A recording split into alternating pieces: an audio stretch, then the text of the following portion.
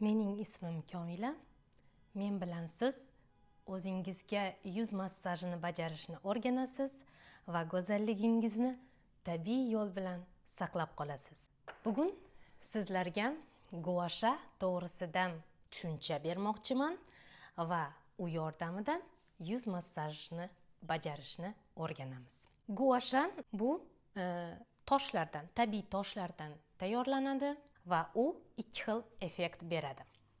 Agar bu toshni issiq suvda qizdirib keyin massaj qilsangiz, u bo'shashtiruvchi, ya'ni mushaklarni bo'shashtirish effektini beradi. Agar buni muzdek suvga solib, muzdek holda massaj qilsangiz, u sizga tonus effektini beradi. Ikki xil usulda ham bajarayotganingizda guashani yog'lash kerak yoki krem surish kerak bo'ladi. Chunki siljishni ta'minlash uchun. Guasha bilan birga yuzingizga ham yog' yoki krem surib bajarish kerak bo'ladi. Guasha bilan massaj qilib turganingizda guashani tik emas, 45 daraja burchak bilan massaj qilish kerak bo'ladi. Ya'ni teringizni mana shu ko'rinishda mana massaj qilish kerak. Guasha bilan yuzingizni massaj qilayotganda ba'zi bir jihatlarga ahamiyat berish kerak bo'ladi. Ya'ni hamma massaj harakatlari, masalan, peshonani bajarayotgan bo'lsangiz, pastdan yuqoriga yoki o'rtadan yon tarafga harakatlantirish kerak bo'ladi. So'ngra o'rtadan yon tarafga va tepaga qarab harakatlantirish kerak. Hamma harakatlar mana shu yo'nalishda ketishi kerak. Boshladik undan. Yuzimga krem surdim. Guashaga ham krem suramiz. Mana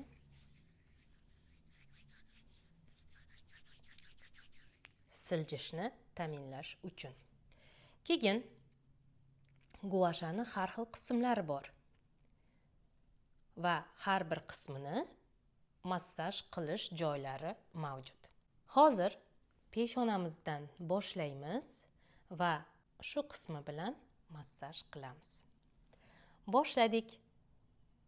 Pastdan yuqoriga zigzag mana harakatlari bilan massaj qilamiz.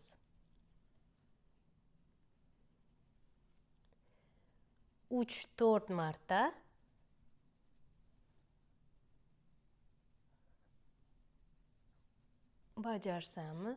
bajarishimiz yetarli.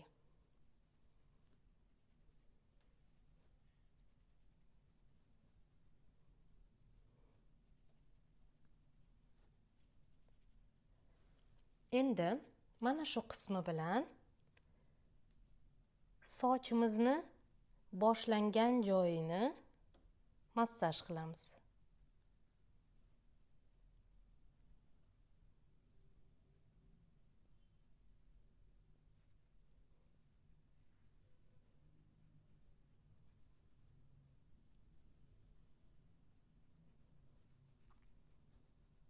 Qattiq bosmang, o'zingizda og'riq sezmasligingiz kerak. Agar peshonangizni massaj qilayotganda mana bunaqa qilib massaj qilayotganingizda mushagingizni qaysidir qismida qattiqlik yoki og'riq sezilsa, o'sha joyni sal ko'proq massaj qilish kerak bo'ladi. Chunki o'sha joydagi mushak qotib qolgan va tuyulib qolgan. O'shani massaj bilan bo'shatishimiz kerak bo'ladi. Endi yon tarafga massaj qilamiz. Mana shu qismi bilan.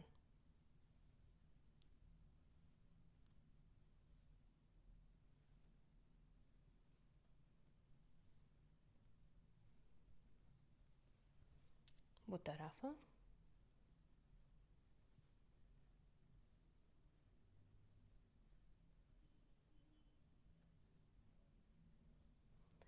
Peshonam qizib boshlayapti.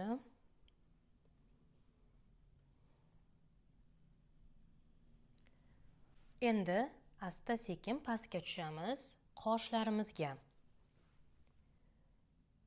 Undan oldin mana shu ikki qoshni orasidagi mushakni mana shu qismi bilan bo'shashtiramiz.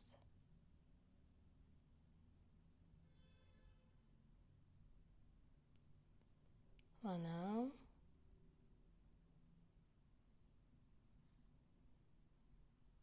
endi bu taraf.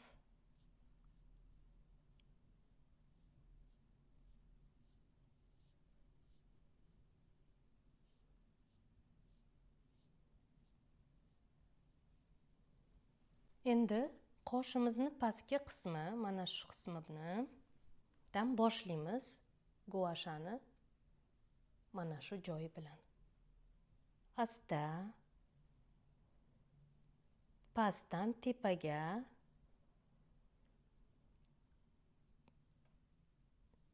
harakatlantiramiz.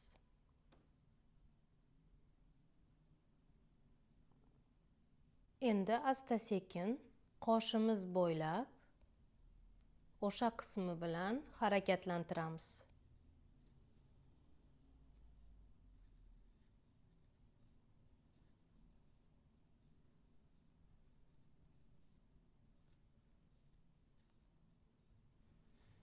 Endi bu taraf boshida boshlanish joyini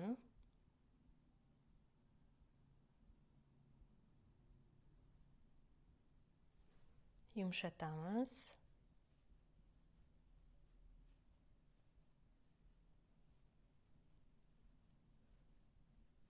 So'ngra davom qilamiz ustidan.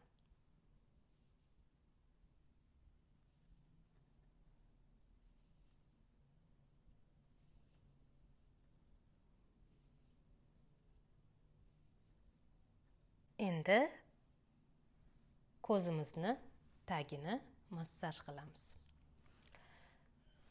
Boshida mana shu qismi bilan, burnimizni usti bilan mana asta sekin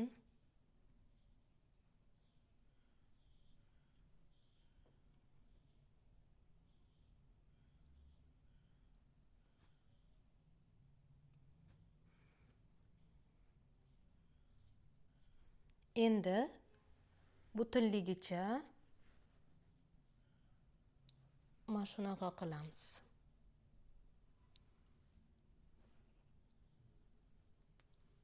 Avvalo burun, so'ngra yanoq. Ko'zimizni tagi bilan mana tepaga harakatlantiramiz, yon tarafga.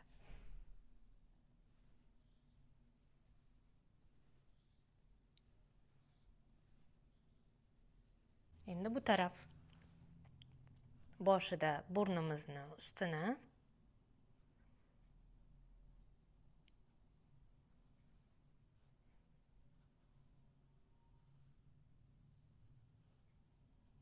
endi ko'zni tagi bilan yon tarafga. Mana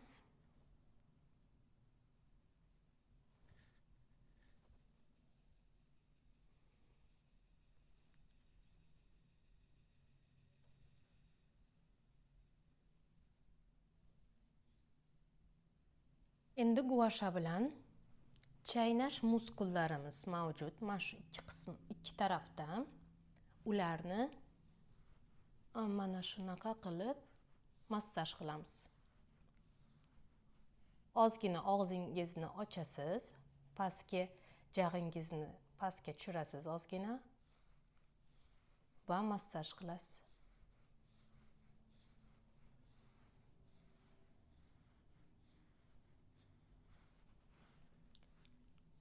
Bu taraf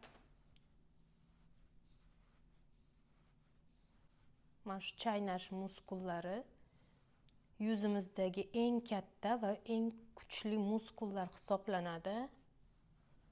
Ular spazmga moyil bo'lgani uchun bo'shatish, mana shunaqa qilib massaj qilish shart va zarur. Endi yuzimizni avvalligi uchun massaj qilamiz. Guashani mana shu qismi bilan boshlaymiz. Iyakdan quloqqacha. Iyakdan quloqqacha. Mana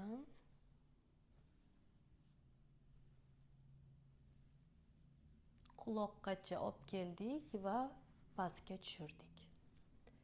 Oxirida 2-3 marta oxirida shu harakatni qiling. Mana quloqqacha olib keldik, aylantirdik va mana bu yerdagi mushak bilan pastga tushirasiz. Mana. Endi bu taraf. Quloqqacha.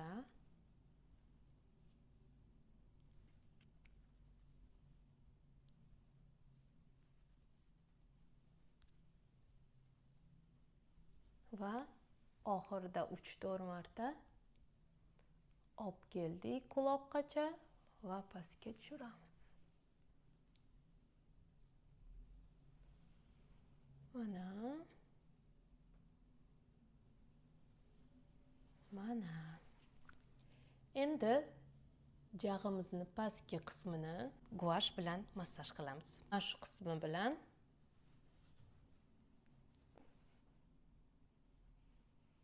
massaj qilamiz.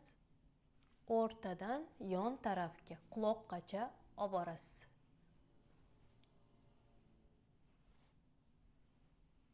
Va xuddi boyagi mashqdek pastga tushirasiz oxirida 3 marta. Bu taraf o'rtadan quloqqacha 3 4 5 va pastga